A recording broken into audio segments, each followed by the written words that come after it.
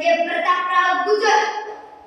15 April 1673 च्या सुमारास प्रतापरावांनी दाखवलेल्या धर्मदयेने घोलवखान निघून गेला. ही गोष्ट महत्त्वाची समजली. रावांनी घोलवखानाला कसं द्यायला दाखवली, कोणाला विचारली द्यायला दाखवली, सल्ला काय निमित्त केला असा करडा सवाल महाराजांनी केला. महाराज रागावले. महाराजांनी प्रतापरावास बदलली.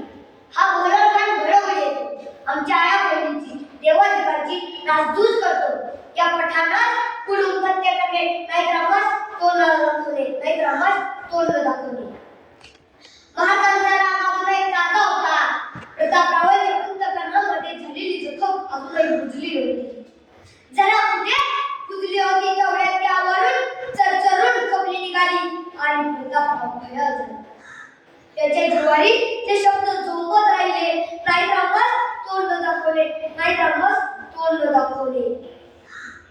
रणांगणात शत्रूच्या दुसऱ्या गर्दीत बेधडक घुसून शस्त्रांचे घाव छाताडावर झेलणारा हा मराठीचा शिलेदार शब्द. त्याच्या मनाचे हिरवेगार पान निखाऱ्यावर पडले. कोण हा घोलवखान? या पठाणात मातीत मिळवल्याशिवाय महाराजांना मुजरा नाही. रावांनी बेहोशपणे घोडा घेतला. त्यांच्या मागे ते 6 शिलेदार ताड दौडत सुटले. कुठे हा घोलवखान पठाण? ओ सूर्याच्या रथाचे जणू सातच घोडे स्थापन झाले आणि निखळले आणि वाराही लागला. म्यानात नवसे तलवारीची बात, म्यानात नवसे तलवारीची बात, वेडात मराठे वीर दोडले साधू, वेडात मराठे वीर दोडले साधू. सुनाने मराठी रक्त त्याला सारखे म्हणले. जणू सागराच्या लाटा पृथ्वीला घेऊन टाकण्याकरिता किनाऱ्याकडे आले. प्रतापरावांनी ते 6 खानाच्या तुफान खवळलेल्या सेना मंदिरात तलवार घालीत घुसले. जो त्याच्या तडाख्यात सापडे तो ठार मेलाच. जे सारखी त्याच्यावर फिरू लागले. अजूनही जो त्याच्या तडाख्यात सापडे तो ठार मरत होता. अहो ज्याला प्रतापाने गाठले, त्याला मरणानेच गाठले. अहो ज्याला प्रतापाने गाठले, त्याला मरणानेच गाठले. रागाने उग्र आवाज धारण केलेले प्रतापराव म्हणजे काळभोर, कांतंड, प्रलय अशा या अवघ्या पठाणाच्या फौजेत अवघे 7 तास किती वेळ टिकतील? एक मातीत कोसळू लागला. एवढ्याच शत्रूकडील कोणाचा तरी अकस्मात घाव प्रतापरावांच्या अंगावर घरघर रक्ताचा लोंढा फुटला. तरीही कोणी सैनिक पळण्यास धगवत नव्हता. केसरीची खिंड रक्ताने निघून गेली. दख्खनच्या दौलतीतला एक तारा तुटला. महाराजांचा दुसरा तानाजी पडला. ओ केसरीच्या मातीला सुगंध आहे प्रतापरावाच्या त्यागाचा.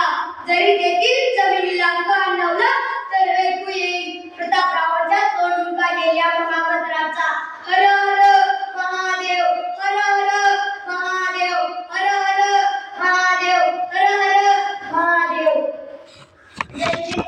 जमिनीतील उद्भर माती उचलून पाण्यात टाकली तर पाण्याला रंग चढेल प्रतापरावाच्या भक्ताचा.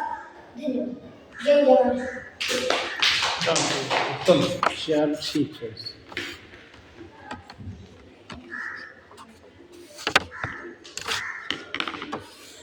नाटोली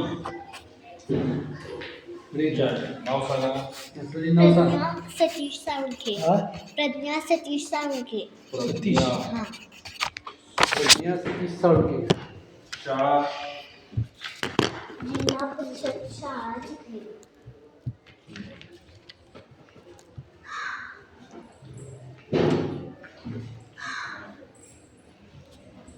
प्रज्ञा सतीश साळुंखे ना. जिल्हा परिषद चिखली. प्रज्ञा सतीश साळुंखे ना. किती येते आहेस? तिसरी. हा.